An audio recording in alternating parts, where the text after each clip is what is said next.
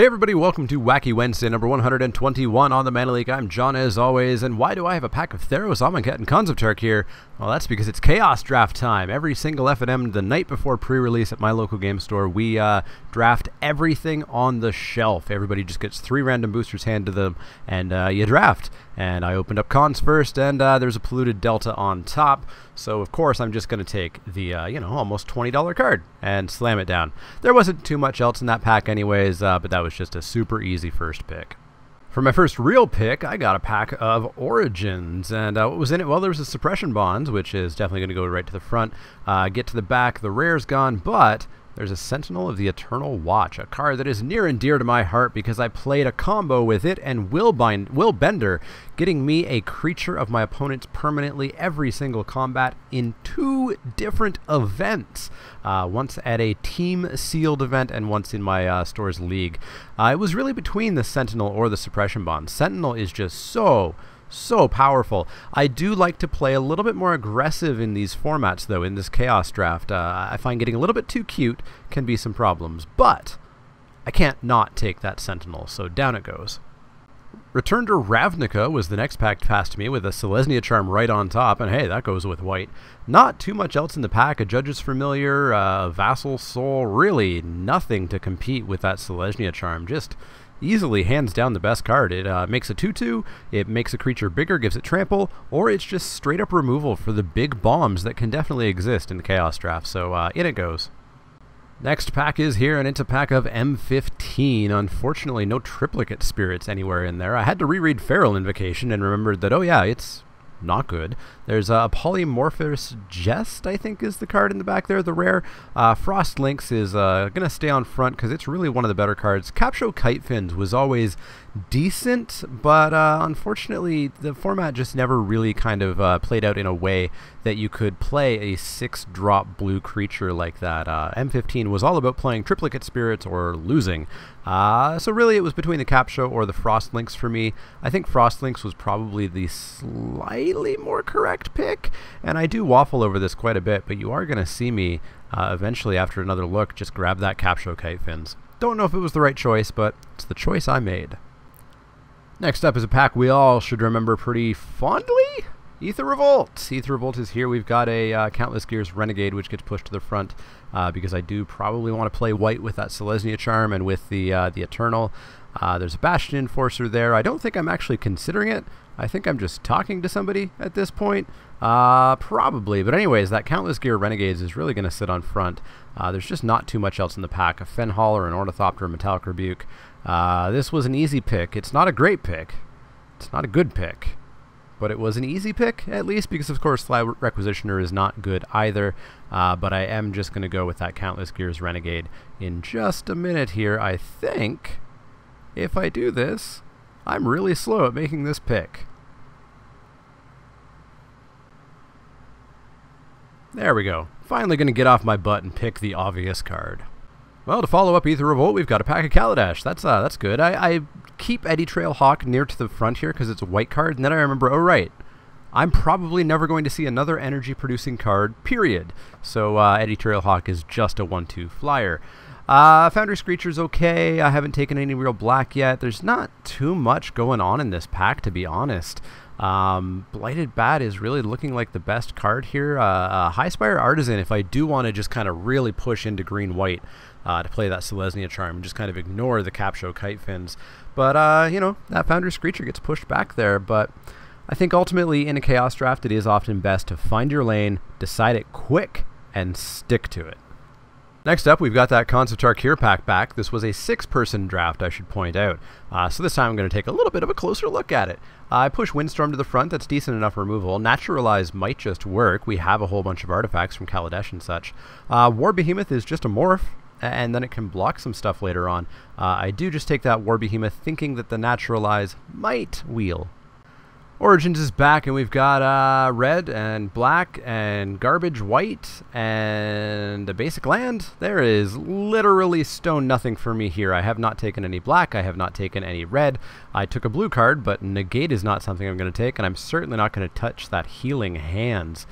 Veteran Sidearm is looking like maybe the only playable card, and well, looking at this pack, I had been playing a lot of Magic the Gathering Puzzle Quest lately, and Veteran Sidearm is a pretty decent card in that game when you're just starting out, and I was definitely immediately sort of drawn to it because of how good it is in Puzzle Quest when you're starting out. It's nowhere near as good in Limited, in actual Magic, but really in this pack, it's just the only pick, unfortunately. Next pack is up, and it's back to the Return to Ravnica pack, and there's a Stonefair Crocodile sitting there, which, by the way, gives lifelink, which is very strange for a black-green card with a black activated ability to get lifelink, but it does, so don't think it has Death Touch, like I maybe did a couple of times. Starting to wind down the picks here, we're back to that garbage M15 pack, and it's still garbage. Tireless Missionaries is probably the only playable thing here. Meditation Puzzle is absolute garbage. I take the Crippling Blight just because there's no way I'm playing that Tireless Missionaries, and maybe I play black and want -1/-1. Probably not. Aether Revolt back again. We've got the Natural Obsolescence as really the only card for our deck. Important thing to note with Natural Obsolescence, despite the fact that it has the word natural in it, despite the fact that the art looks a lot like various art of Naturalize, despite the fact that it has most of the words that the card Naturalize also has, it's not Naturalize. It does not hit enchantments. That's important for later. We're on to the Kaladesh pack here. There's nothing here for me. I take the Metal Spinner's Puzzle Knot, but certainly not going to play it. Almost down to nothing here. There's a Naturalize, which is actually Naturalize, by the way, so I certainly take that as well, just for any enchantments or such. And then finally a last pick, Healing Hands, followed by what I don't believe was a basic. No, this one was a basic Forest. So end of pack 1, my deck is attempting to go Selesnya. We got a few decent picks to start, and it kind of fell off, but I'm hoping to, get some decent stuff in these packs here. So I go with plain old basic Theros, and I push Underworld Cerberus right up to the front, along with a Phalanx Leader, because Phalanx Leader's in my colors, despite Underworld Cerberus being a real good card. And in fact, I take a break here for a little bit to kind of look up the price of Underworld Cerberus, because I remember this was a mythic that people speculated on hard. People thought this was guaranteed to break standard, and I'm pretty sure that it was briefly like $10 at the start of the format. Turns out, it's only like 50 cents nowadays, so I don't end up taking it. After finding out the price, I go back to the pack, and Phalanx Leader is just looking like the best card there is, giving counters to your entire team if I can target it with a spell. Seems pretty darn good, and so we pop that in. From the left, we got ourselves a pack of Oath of the Gatewatch that had a Saddleback Lagak in it, and Saddleback Lagak is just fantastic. At the back, there was Ruins of Oran Reef, which I read because, hey, rare! Oh, right, I'm never going to see a colorless creature. Had to read Wall of Resurgence because I couldn't remember if that was good or not, and I don't think it was as good as I wanted it to be. Baloth Null, however, I remember being very good, and so I certainly think about that. Saddleback Lagak, though, was just so darn good. I was really torn between the Saddleback Lagak, between maybe ramping a little bit with the Warden of Geometries, taking that Baloth Null because I could be Selesnya and splash black with my Polluted Delta. This pack was a real kind of brain teaser here for a second, but Baloth Null does get pushed to the front, and I do ultimately end up taking it with the plan of splashing it.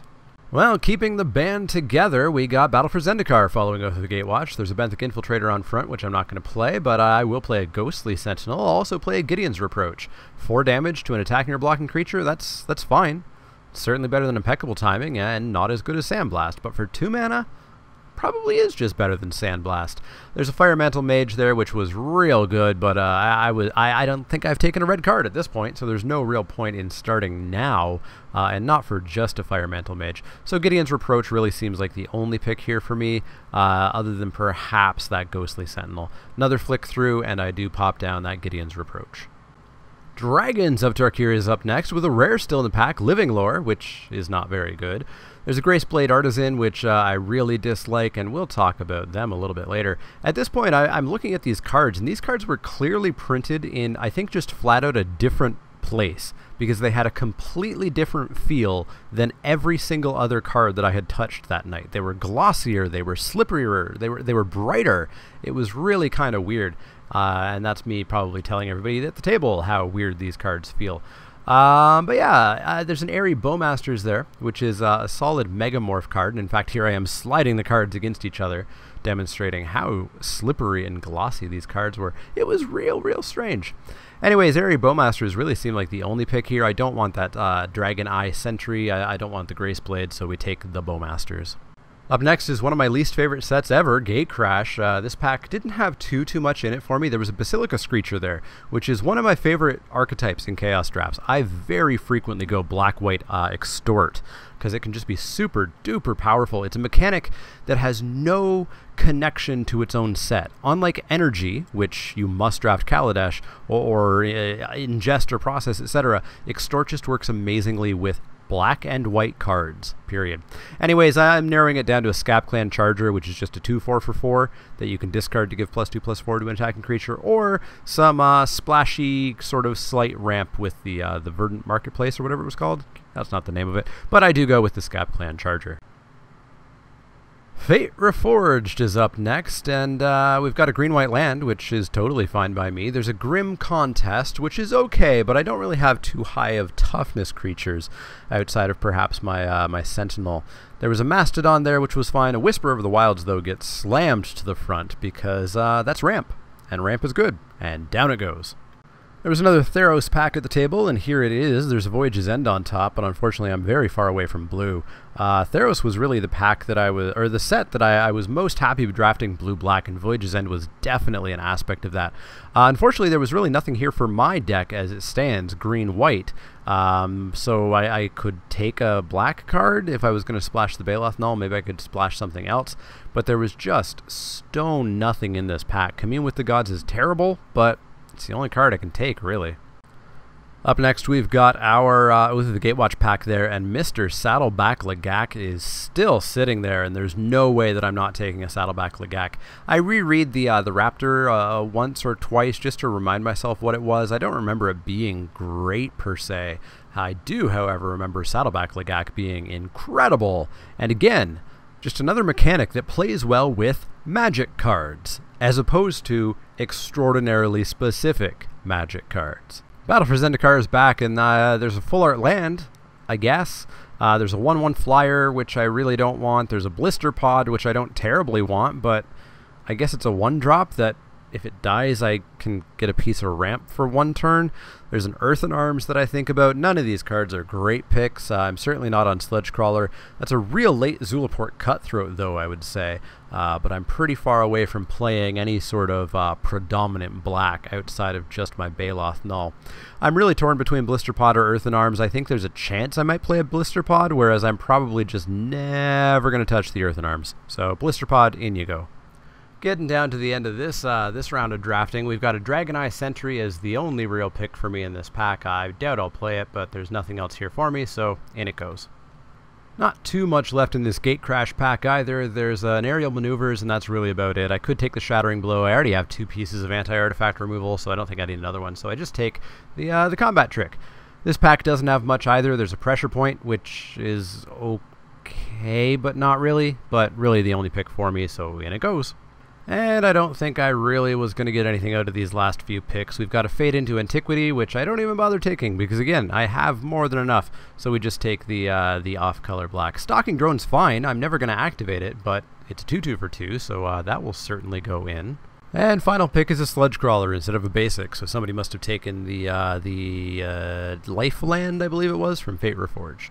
So end of pack 2, I'm feeling pretty confident in green-white, not feeling confident that I have a great deck, but at least I know my colors. So we open up Amonkhet, a set that I know all about, because we just finished drafting the format, and Hoodie B was there, and of course going straight to the front, because there was just nothing really else in there for me. So Hoodie B, in you go. Next pack is here, and it's Shadows over Innistrad, another set that I remember fondly. Byway Courier's in there and real good. Veteran Cathar is there and is pretty darn good. Triskaidekaphobia, we're pretty far away from that. There's also a Topogeist back in there, which I don't even remember seeing, to be honest, when I drafted that pack. What I'm doing now is quickly looking through my pile and figuring out how many humans do I have. Can I actually run Veteran Cathar? And if I believe correctly, I think I had 1 human at this point, which of course is nowhere near enough to actually draft the Veteran Cathar. So Byway Courier gets pushed on top, and I'm hoping that I'm the only green-white drafter and I can actually wheel that Veteran Cathar.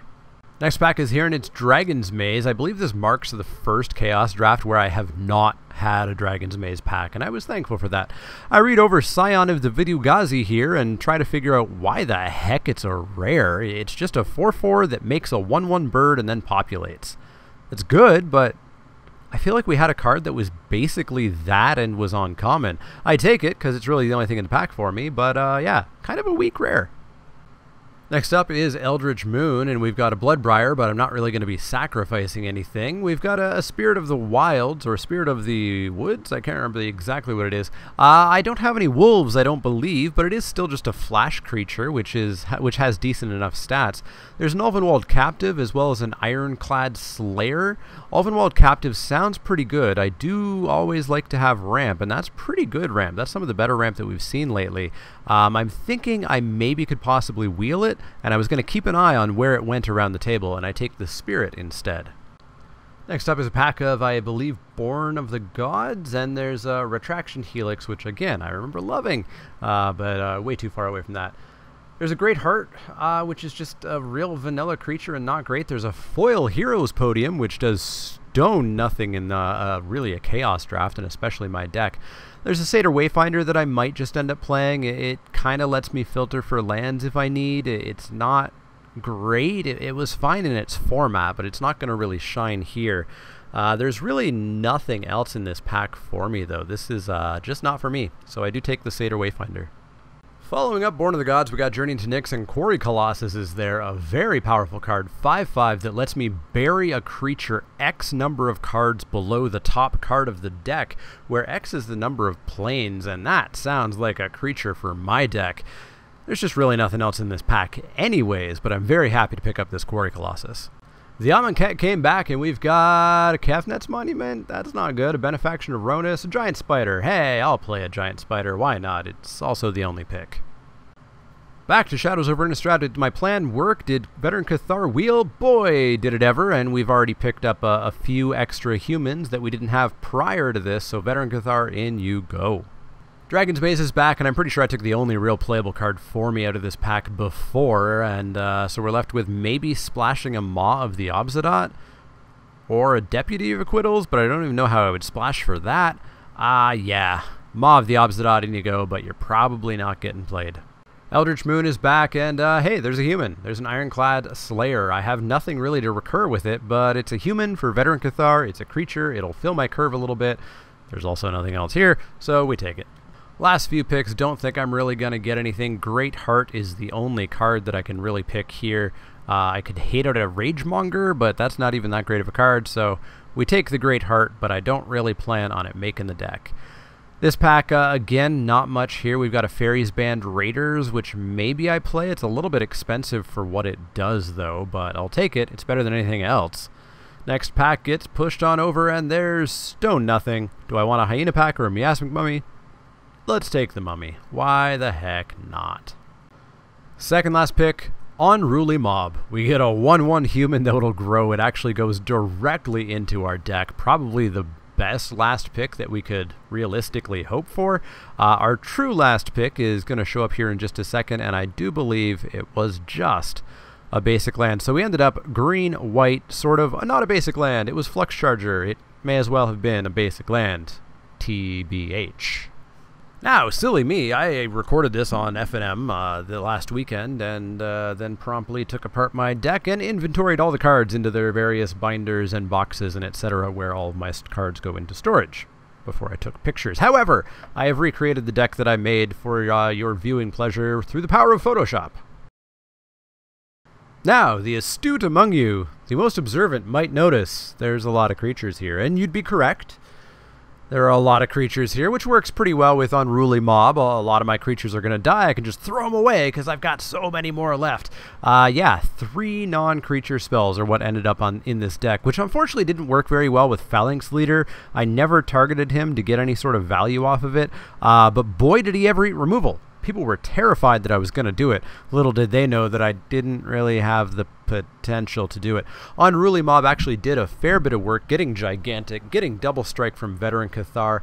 A lot of stuff here did a lot of work. Sentinel of the Eternal Watch did just as much work as I expected, as did Baloth Null, as did Quarry Colossus, and even Scion of Vitu-Ghazi, the boring rare that it is, was a totally fine finisher for me. Up first, I played against Sean, the store owner. I can't unfortunately remember exactly what he drafted with his deck, but it did take me down. I just couldn't really interact enough, and he kind of ran me over, and so I was 0-1 going into round 2.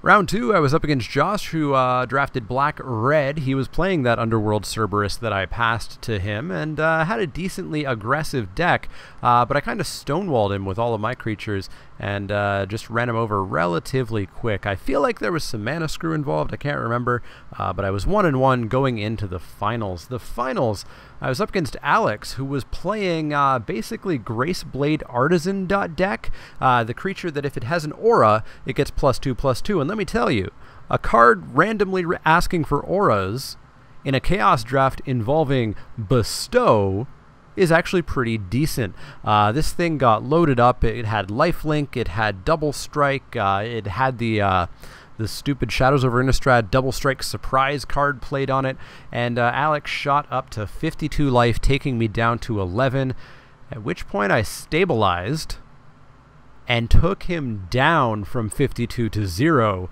with my life total staying at 11. It was possibly one of my greatest victories, one of my most memorable matches, I gotta say.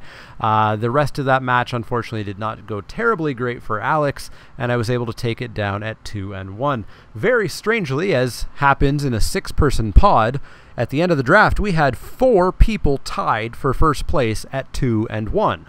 Because, of course, there was a pair down in the final round, and the pair down won, and etc., etc., etc. And I took away first place due to tiebreakers. I actually had identical tiebreakers. First tiebreaker, second tiebreaker, third tiebreaker with Garrett. And so Wizards Event Reporter decided, well, somebody's got to win, and they put me into first place. As always, these Chaos drafts are absolutely amazing. If you've never done one, I strongly, strongly recommend it. Recommend it to your local game store. It's a great way for them to get rid of old sealed product that's just sitting there rotting on the shelves that they can't get rid of. People are going to buy it if they're going to draft with it and do something like that. Or if you're feeling particularly rich and spicy, you can go with extremely old packs that you can find at game stores or eBay or etc. But I definitely recommend it. It's really fun. It's a very sort of pure draft experience. It really works on your card evaluation skills and, you know, kind of figuring out a plan on the fly.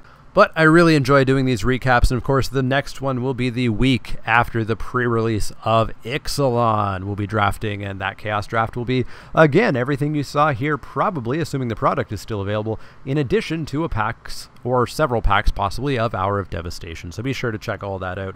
As always, if you like the content, click that thumbs up button. Click subscribe if you want to see more. If you have any questions, comments, or suggestions, you can find me on Twitter at The Mana Leek. That's L-E-E-K, like the vegetable, not the card. You can find me at facebook.com/TheManaLeek, twitch.tv/TheManaLeek, and patreon.com/TheManaLeek is the last one that I usually do. Anyways, if you have those questions, comments, or suggestions, let me know. Otherwise, see you all next time.